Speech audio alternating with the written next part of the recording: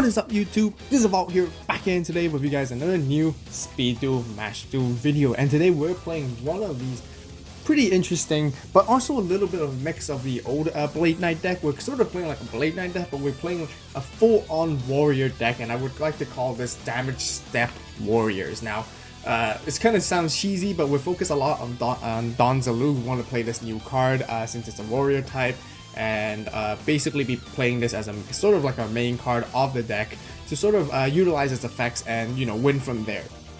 So today we're facing against a matchup that's slightly older as well, which is a Gravekeeper Parasite, a hidden Parasite deck. So basically not Parasite Paranoid, not the Moth version, but the version prior to the release of Trials of Kingdom, the Gravekeeper one, which plays hidden Parasite with Eradicating Aerosol. Some of you guys might be feeling like, okay, why are you playing against such a old meta deck? It's kind of outdated, it's not as great. But honestly, I kind of feel like the Gravekeeper hidden Parasite or Eradicating Aerosol version seems to be a little bit left out, and the reason why is actually still probably a pretty good decent deck to answer against the top two meta decks, which do utilize basically the Moths and Cocoon of Ultra Evolution. That skill is just absolutely insane and powerful, but I feel like playing Eradicating Aerosol with hidden Parasite, first of all, is to basically go against many other decks to be consistent, but as well as if you play Eradicating Aerosol, you can basically wipe off those high attack insect monsters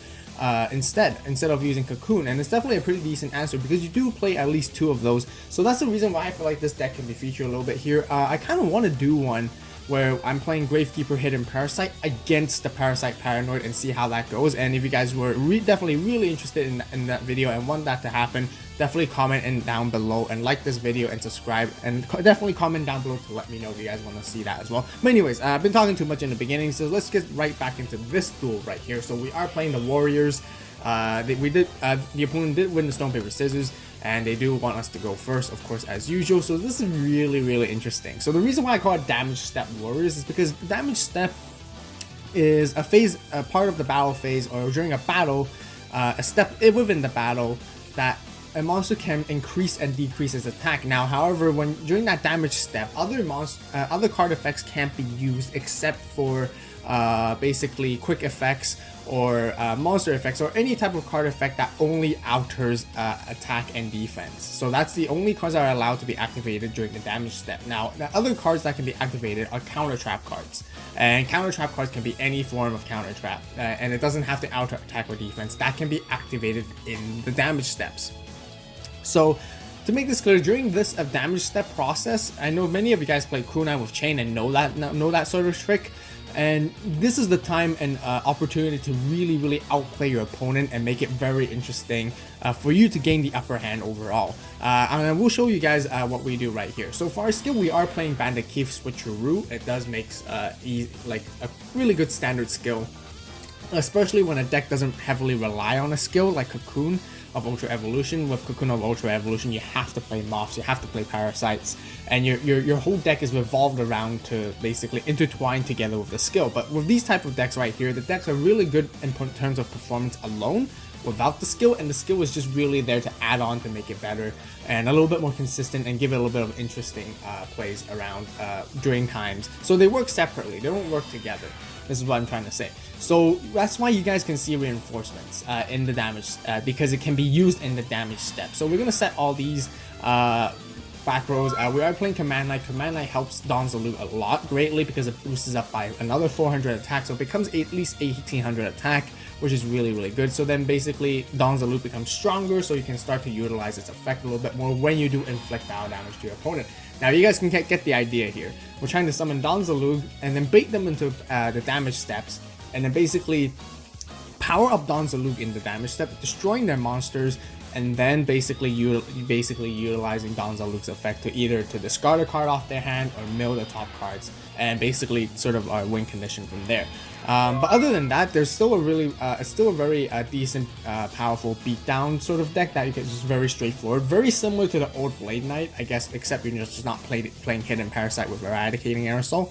So the opponent sets all their cards as well, and they pass their turn. So we're gonna play defensively as well. Actually, we accidentally set that Donzaluk. We were meant to basically summon it. We're actually flipping everything face up and go straight ham for high attacks, and let's see if we can pull off Donzaluk's effect. So obviously they don't want us to attack with Donzaluk, simply because we can get the effect will go off and we'll attack with Command Knight, and they do take that damage right there. And situation seems to be good so far, and their hand doesn't seem to be as great. So but right here they do play Hidden Parasite. The skill is still really powerful, honestly. You know, you basically wipe off any monsters on the board for free almost, and with the cost of like dealing half the damage of the turn. And then they play Dust Tornado as well, popping our Floodgate, which is a really good hit, leaving our reinforcements, and now we're wide open and they swing in for attack. So we only take half of it because of Hidden Parasite, but you know, they can easily just flip up the entire situation off here, as you guys can see. So we got a Blade Knight. We still like to play Blade Knight. We don't play like 3 as we used to. We play just 2 or 1 or 2. Some of you guys might want to play Gearfried instead. That's totally up to you, but Gearfried I think it just doesn't work as well because we play a lot of kunais in this deck. Gearfried works well with reinforcements, but I don't play any Gearfried, just so you guys know. So Blade Knight is still 2000 attack, and it's just very powerful right here. You know, with one or less card in your hand, you can swing in, do a lot of damage, and they do take 300 right here. We're not going to use our reinforcements. We're not going to get greedy. We always want to use reinforcements and kunais during the damage step as counterplay when they swing into us or when we swing into them, knowing that they might have something in the damage step as well. So they set a card and pass their turn. We've got Zombina. It's always a good tech card to play in a standard deck like this to basically revive any monsters, to overturn situations. But we're going to go full on aggressive and see if we can deal damage for game right here. We're going to attack with Zombina and see if they take it.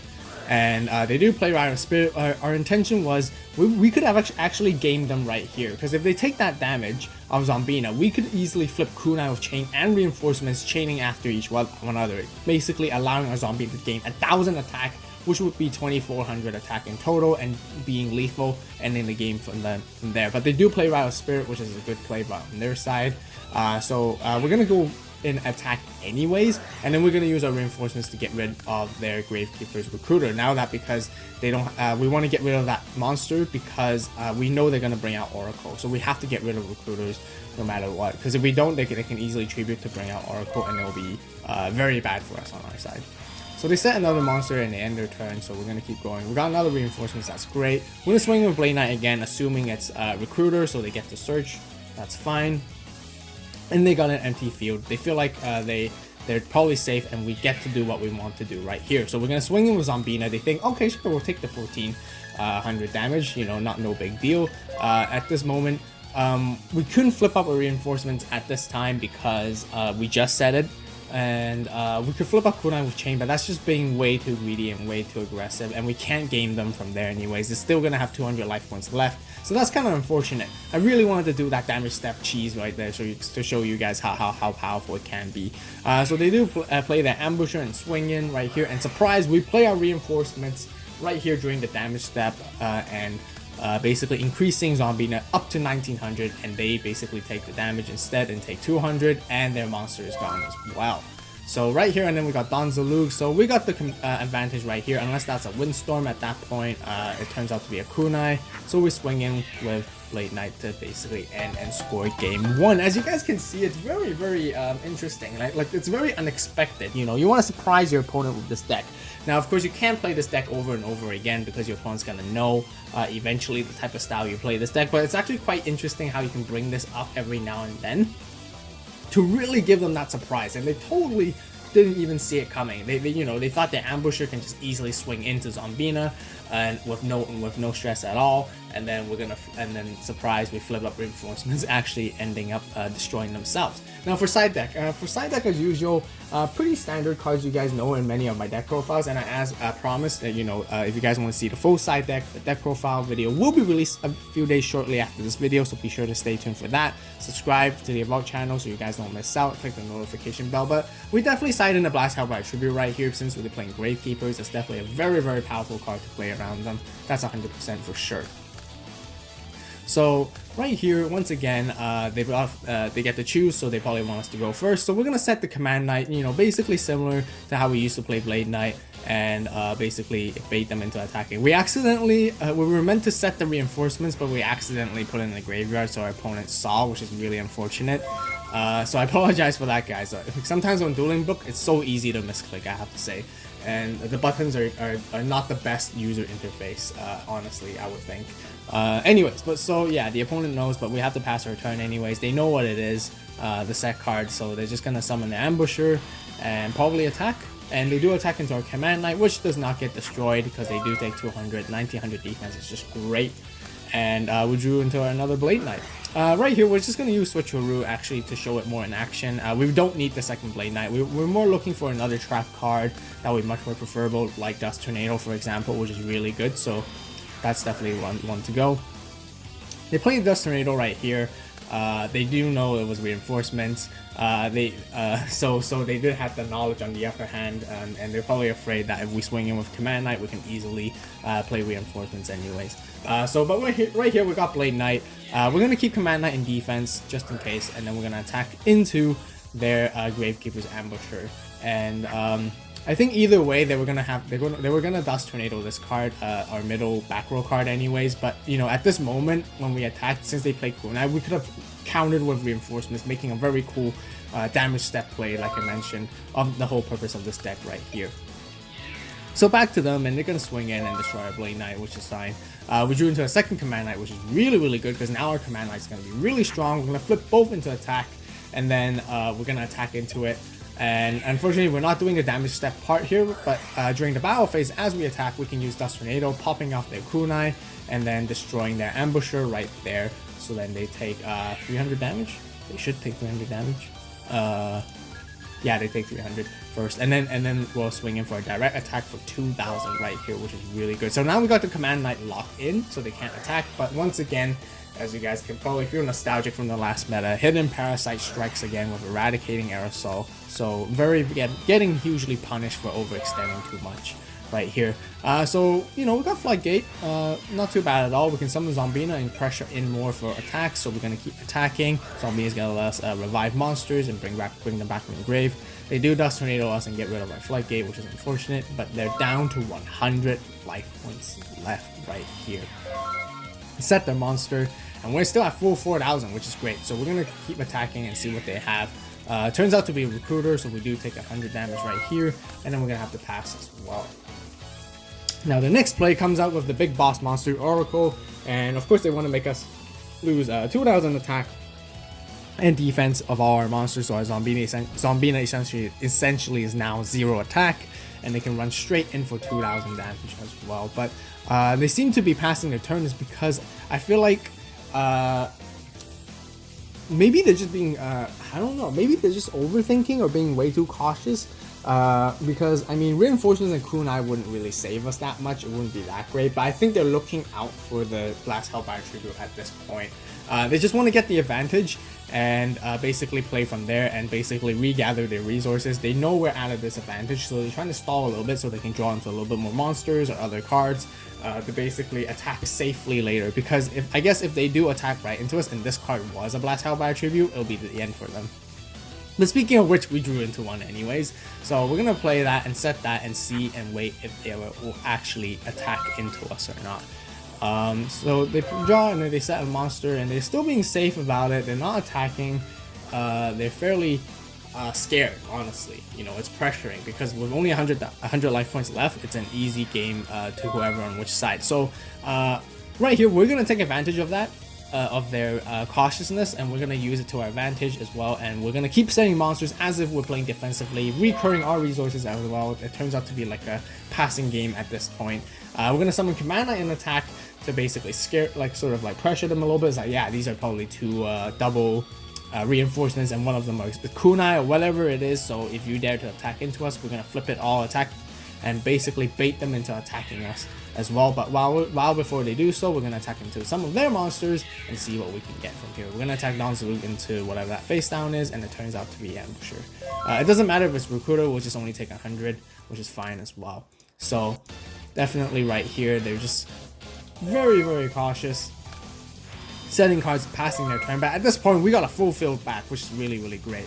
And honestly, maybe they should have swung in with Gravekeeper's Oracle, maybe, because then they probably might have gotten the game advantage from there. But I see what they're trying to do. I see now that we understand, because now we have to learn our lesson of overextending again. They play their second Eradicating Aerosol, and they basically pop off the entire field now.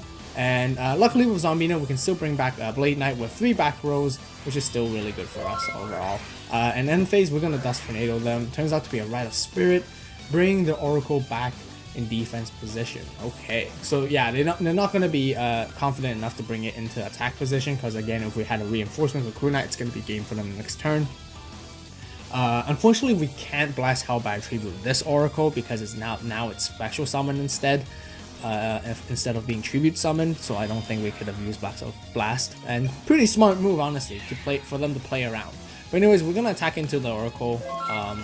I think they're overthinking it a little bit too much at this point. They're gonna play out their Oracle as well, and they're gonna use the lose 2000 and basically even search off with a Recruiter and basically rebuild their board. And this time they actually decide to attack, which is definitely interesting, but not too sure. I think they ran out of patience already at this point, or they wasn't too sure. But we're gonna use the Blast Out by Tribute, since this Oracle was tribute summoned, and basically gaming them right here. So overall, this rounds off with this entire Speed Duel match right here. Just so you guys know, this is a little bit more casual. It's not too highly competitive. I know everyone knows by now in Speed Duels what the competitive scene is already. It is dominated by cocoons and moths and everything. So we're tuning it a little bit back down to like slightly older decks, and just sort of revamping them and sort of having fun against each other with these new upgrades with like Floodgates and all that, these kind of newer cards instead, and see how that goes.